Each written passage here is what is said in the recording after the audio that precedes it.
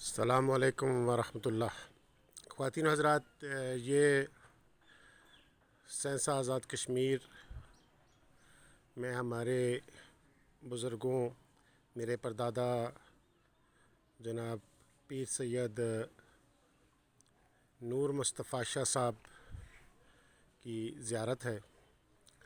یہ اس کے اوپر ایک قدیم لسوڑے کا اور پیپل کا درخت ہے، اور یہ آپ کو جو اس وقت آم کا درخت نظر آ رہا ہے، یہ چھت سے آپ کو ایک سائڈ اس کی نظر آ رہی ہوگی۔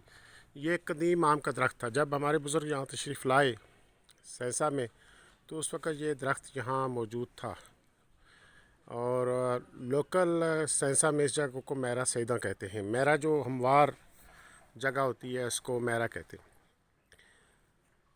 تقسیم سے پہلے، یعنی 1947 سے پہلے، میرے پردادا صاحب کی یہاں وفات ہوئی راستے میں آتے ہوئے میاں والی سے۔ جب وہ کشمیر آ رہے تھے تو دریائے جہلم کے اس طرف ایک گاؤں ہے جٹا پٹ سیداں، راحت ان کا وہاں قیام تھا، تو ان کی وہاں وفات ہوئی۔ تو یہ ہماری آزاد کشمیر میں پہلی قبر ہے ہمارے خاندان کی۔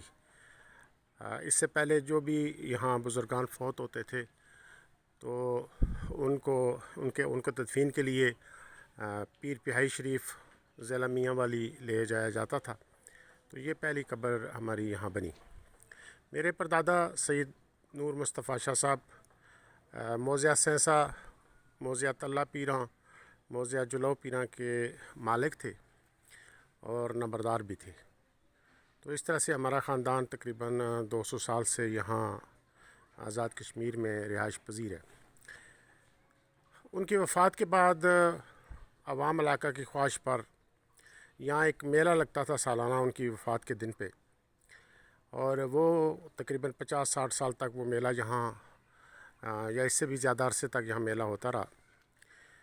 تو جیسا کہ آپ جانتے ہیں کہ اس زمانے میں ریفریشمنٹ کا کوئی انتظام نہیں تھا، اور کسان جب اپنی فصل کاٹ کے فارغ ہوتے تھے اور ان کے گھر میں دانے ہوتے تھے، اور جس کے گھر میں دانے ہوں اس کے کملے بھی سیانے ہو جاتے ہیں، تو لہٰذا وہ اپنے ایک تو جو وہ تھکاوٹ ہوتی تھی اور ان کی 6 ماہ کی مصروفیت ہوتی تھی اپنے کاشتکاری میں، تو اس دوران جب وہ وہاں سے فارغ ہو جاتے تھے اور یہ پھر ہمارے یہاں بزرگوں کے درباروں پہ عرس اور میلوں کا سلسلہ شروع ہوتا تھا، تو وہاں ریفریشمنٹ کا انتظام ہوتا تھا۔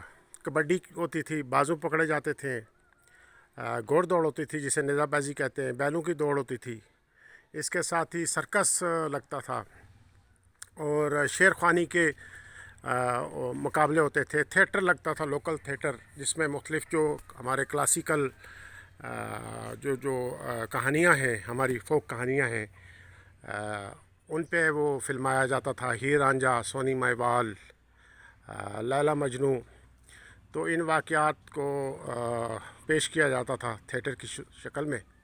تو یہ ہمارے اس زمانے میں ہمارے بزرگوں کے ریفریشمنٹ کا انتظام تھا۔ اسی طرح مجھے یاد ہے کہ ہمارے علاقے میں چونکہ مٹھائی کی بھی اس طرح شاپس نہیں تھیں، اور فروٹ بھی اس طرح سے جیسے ابھی یہاں اسلام آباد پنڈی سے مختلف منڈیوں سے یہاں لایا جاتا ہے روزانہ، کئی گاڑیاں آتی ہیں، تو اس وقت یہاں لوکل ہی فروٹ ہوتا تھا، جس میں کیلا ہے، امرود ہے، لوکاٹ ہے، خوبانی ہے، یہاں پیدا ہوتے ہیں ہمارے علاقے میں۔ تو میلے کے اوپر جو ہے وہ آلو بخارا اور خوبانی، اس کی بہت بڑی سیل ہوتی تھی۔ اس طرح جلیبیاں اور مٹھائی، اس کی بہت ساری دکانیں ہوتی تھی۔ جو حضرات میلے میں آتے تھے وہ انجوائے کرتے تھے، گیمز میں حصہ لیتے تھے، مختلف پروگرام دیکھتے تھے، اور واپسی پہ جاتے ہوئے وہ اپنے گھر والوں کے لیے، دوست و احباب کے لیے، عزیزوں کے لیے، فیملی کے لیے یہاں سے جلیبی، آلو بخارا وغیرہ لے جاتے تھے، مٹھائی لے جاتے تھے۔ تو یہ ایک سوغات ہوتی تھی جو اپنے گاؤں یہاں سے پہنچتی تھی۔ تو یہ ہم نے بچپن میں اس میلے کو دیکھا، ہمارے علاقے کے جتنے بھی لوگ ہیں وہ اس میلے سے واقف ہیں۔ تو یہ ایک قدیم میلہ یہاں ہوتا تھا۔ ابھی میلہ بھی ختم ہو گیا، اور اس کے ساتھ جتنے بھی پرانے درخت ہیں، کچھ تو اپنی طبی عمر پوری کر چکے ہیں، اور کچھ ہماری عدم توجہی کی وجہ سے خشک ہو گئے ہیں، یا مکانوں کے توسیع کے لیے کاٹ دیے گئے، تو یہ ایک بڑا افسوسناک امر ہے۔ اس کے باوجود یہ آپ دیکھ رہے ہوں گے، یہ زیارت کے اوپر ابھی تک درخت موجود ہے۔ اسی طرح ہمارا جو قدیم آم کا درخت ہے وہ نصف خشک ہو چکا ہے، لیکن ابھی نصف موجود ہے۔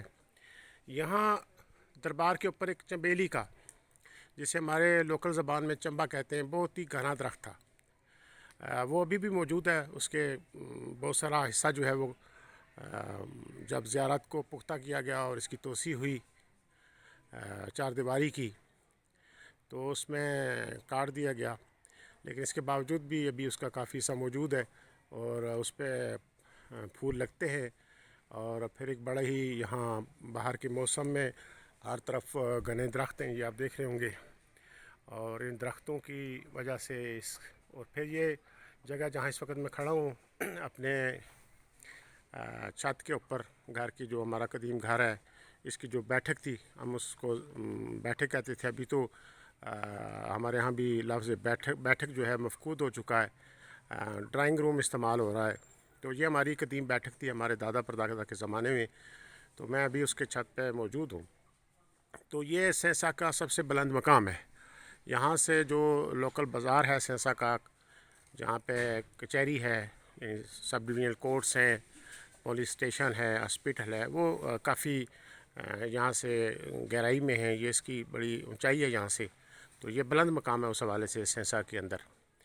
تو یہ ابھی ہمارے گاؤں کا، ہمارے اس ولیج کا منظر آپ کو نظر آ رہا ہوگا، لیکن بیسیکلی یہ ہمارا چونکہ شہر ہے، سب ڈویژن ہے، یہاں ایک مارکیٹ لگتی ہے اور بہت بڑا بازار ہے اور دیگر ضروریات کی اشیاء بھی یہاں ملتی ہیں۔